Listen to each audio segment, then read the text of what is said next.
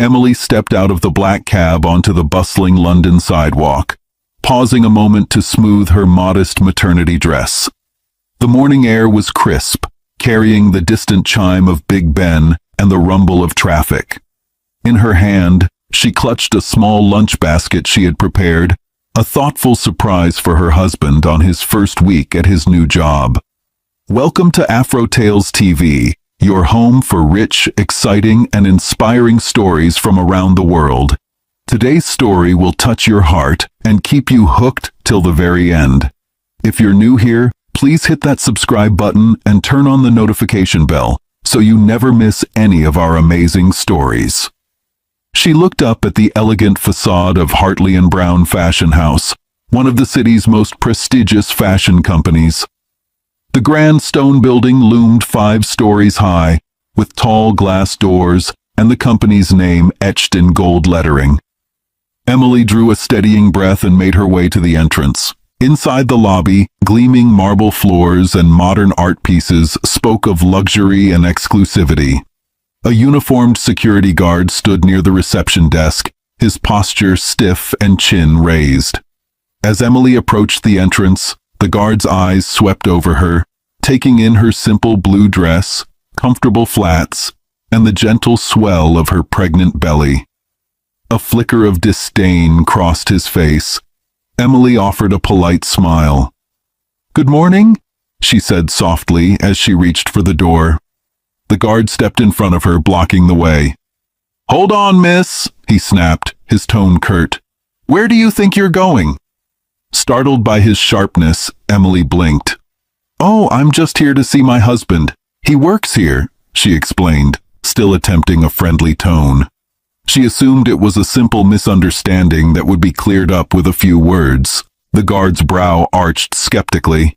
He looked her up and down once more, this time openly sneering at her attire. "Your husband works here? Is that so?" he said, voice dripping with doubt. He shifted his weight, planting himself like a barrier before the doors. "Do you have an appointment or a visitor's pass?" Emily's cheeks warmed with embarrassment. No, I don't have a pass, but my husband said I could drop by around lunchtime. If you call upstairs, I'm sure someone can help." He cut her off with a dismissive laugh. "Listen, we don't just let anyone wander in off the street.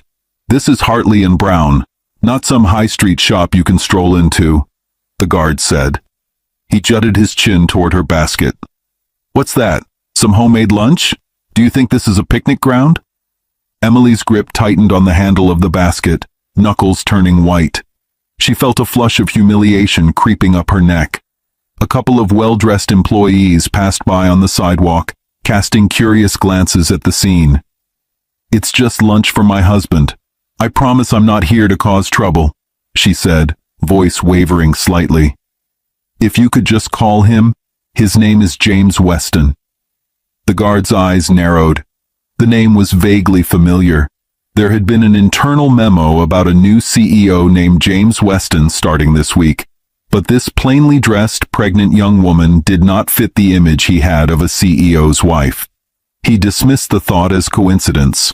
There were plenty of employees named James in a big company, he figured, and a CEO's wife would surely arrive in a chauffeured car, draped in designer labels, not looking like this. He crossed his arms over his chest.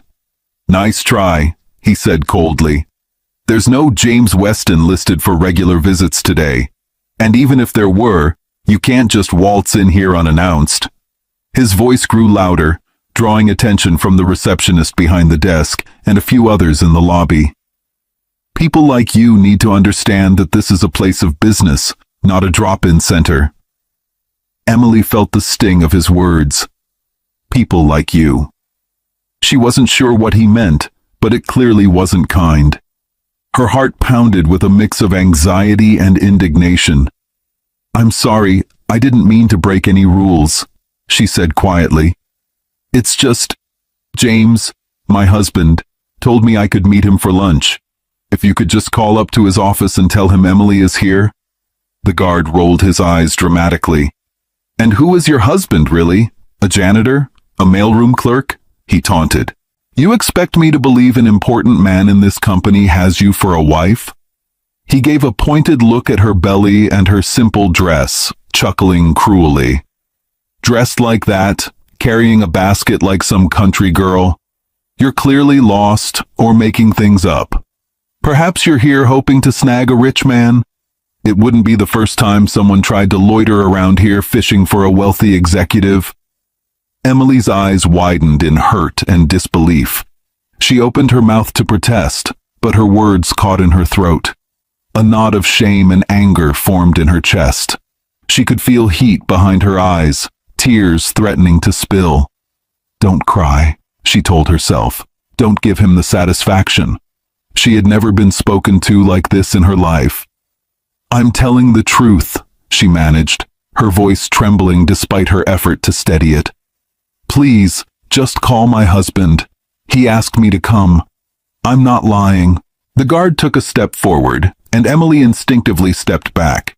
He was taller than her, and his looming stance made her feel small and vulnerable. Enough, he barked, his patience apparently at an end. I've seen plenty of liars and chancers, and you fit the profile. If you don't leave on your own, I'll be happy to escort you out. By now, the receptionist at the desk looked uneasy, watching the confrontation with concern. A few employees passing through the lobby slowed their steps, whispering among themselves as they watched the security guard berate a pregnant woman at the door. Emily felt all those eyes on her and wished the floor would just swallow her up. Her hands trembled, and she placed one protective palm over her belly, trying to calm the anxious fluttering of the baby within. She willed herself to stay composed. I'm sorry, she stammered, not even sure what she was apologizing for except wanting the situation to stop escalating. Maybe I should call him on my phone and let him know I'm here. The guard snorted. You do that, he said mockingly. Call your husband. He made air quotes with his fingers. And tell him that next time you need to follow proper protocol. Honestly, I doubt anyone will pick up if you try that trick. Maybe because he doesn't exist? Emily's face burned.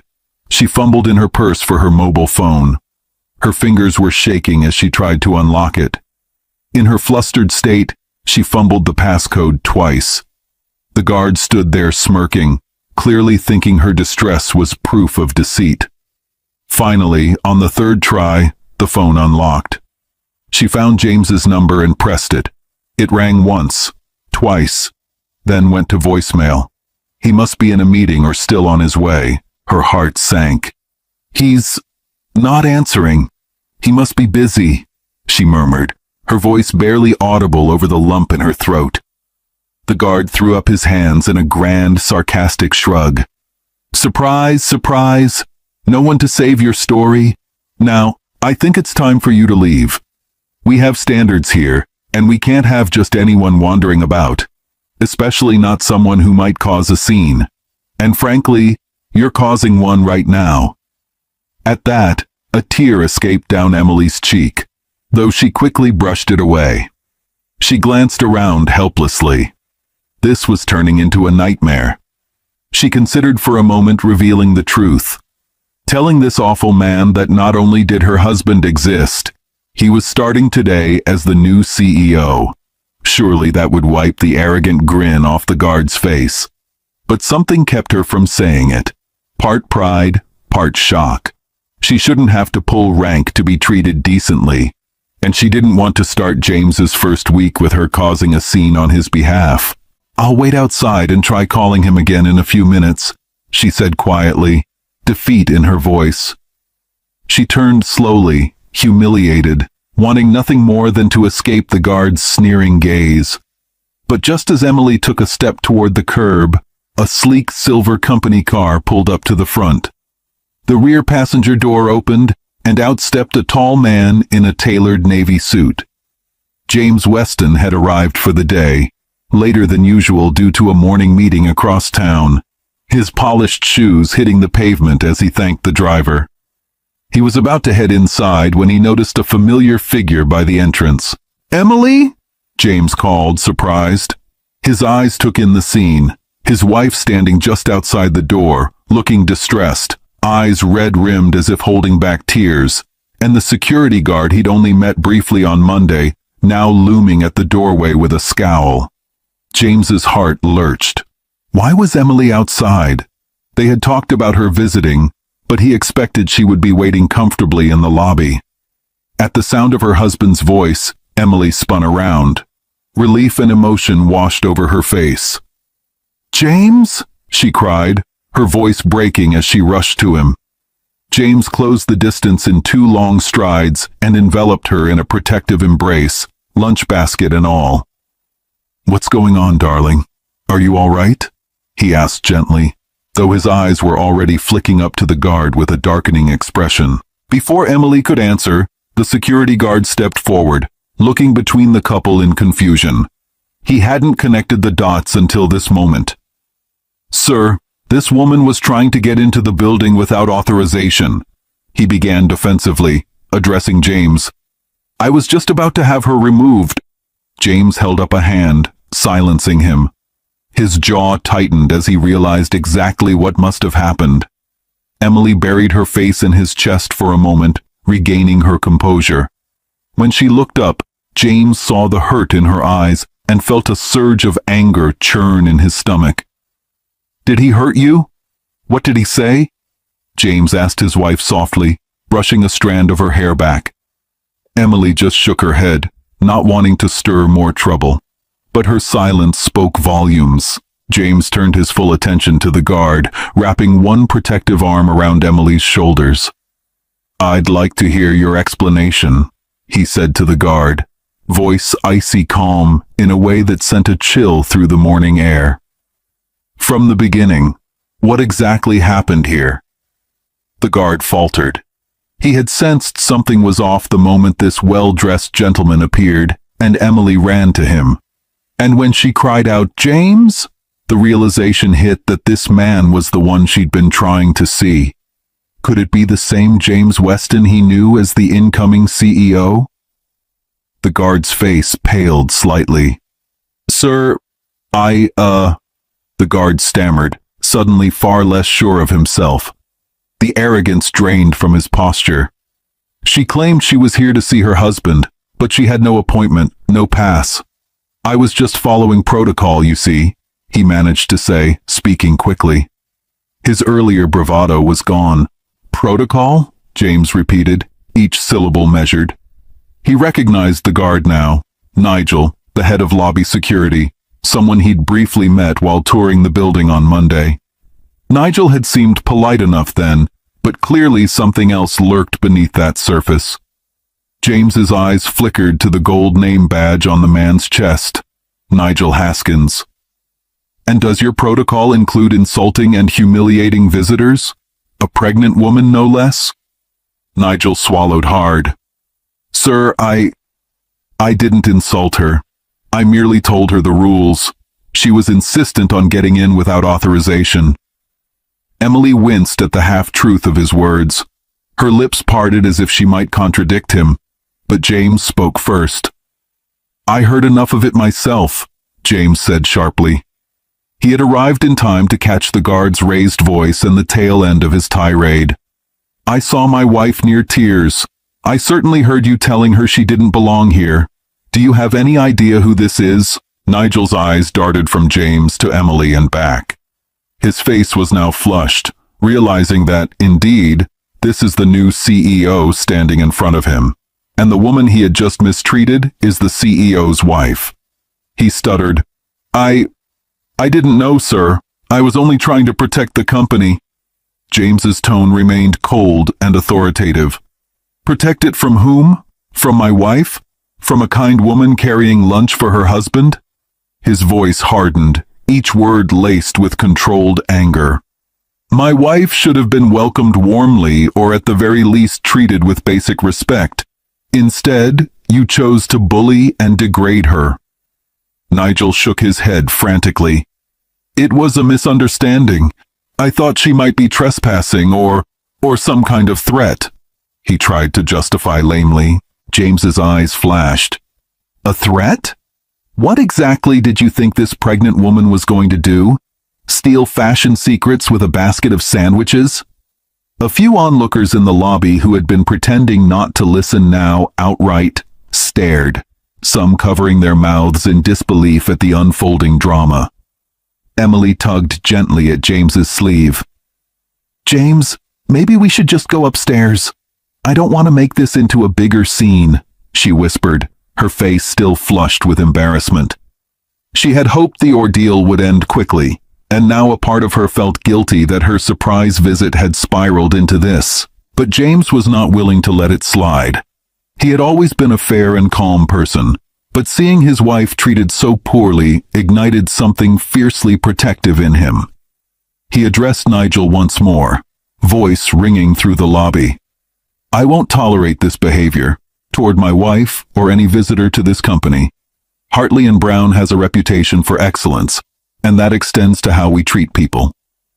Nigel's shoulders slumped.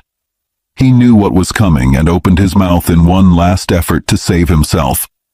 "Sir, please, I've worked here for 12 years. I didn't realize who she was.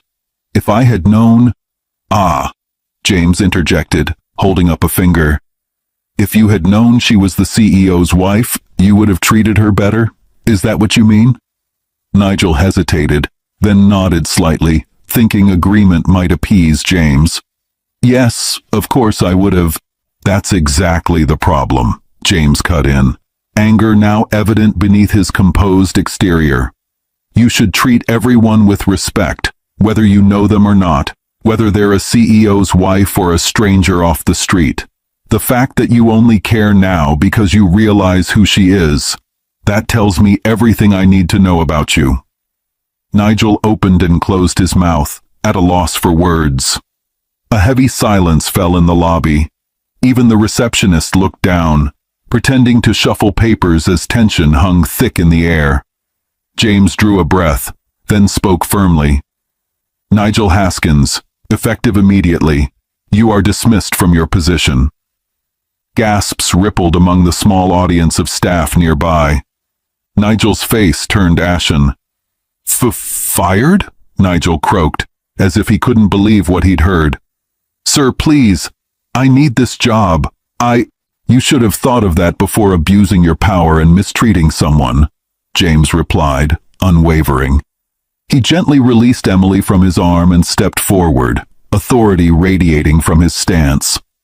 "Hand in your security badge at HR on your way out. I will be informing them of the reasons for your termination. I expect you to leave the premises immediately after." Nigel looked around wildly, as if hoping someone would come to his defense, but no one moved. He had never felt so small.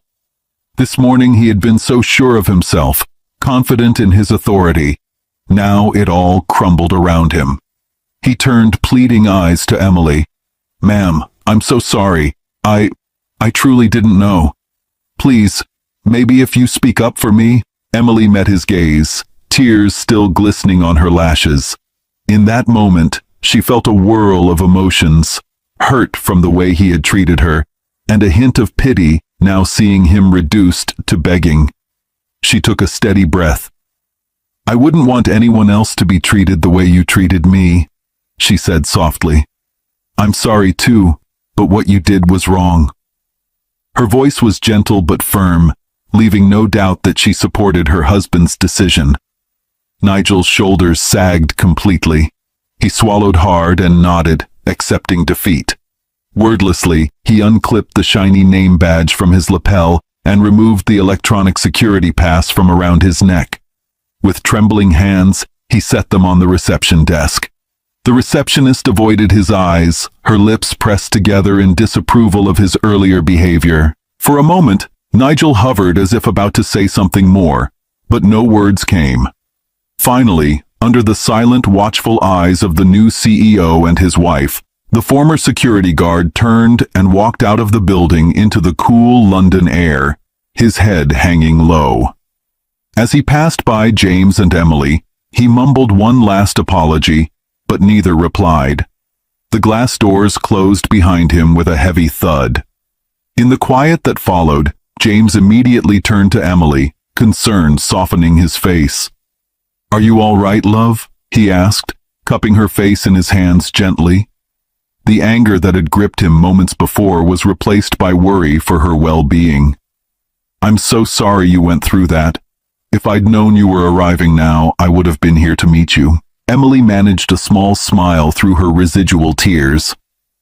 "I'm okay now," she said, leaning into his touch. "I didn't expect any of that. I just wanted to surprise you with lunch." She glanced down at the slightly squashed wicker basket still hooked on her arm and let out a shaky laugh. "I suppose it was more of a surprise than I intended." James's eyes softened further, and he pulled her into a tender hug. "It's a wonderful surprise," he murmured. "Thank you for bringing it. But I'm sorry you had to deal with that guard's behavior. I can't stand the thought of anyone treating you so badly." A few onlookers were still nearby, and James gave them a polite nod, silently signaling that everything was fine now. The small crowd began to disperse, whispering amongst themselves about the dramatic event they had just witnessed. The receptionist caught James's eye and gave a supportive smile before returning to her duties, tapping away at her computer. Emily felt heat in her cheeks again, but this time from the attention and the relief that it was over. "I hated causing a scene, James," she admitted softly. "For a moment I thought I should tell him who I was, but I didn't want to pull the wife of the boss card. It just felt wrong." James kissed her forehead gently. "You shouldn't have to tell anyone who you are to be treated decently. You handled yourself with grace, far more than that man deserved." She closed her eyes, letting the safety of his arms chase away the lingering stress. "I was so embarrassed. I thought maybe I really shouldn't be here."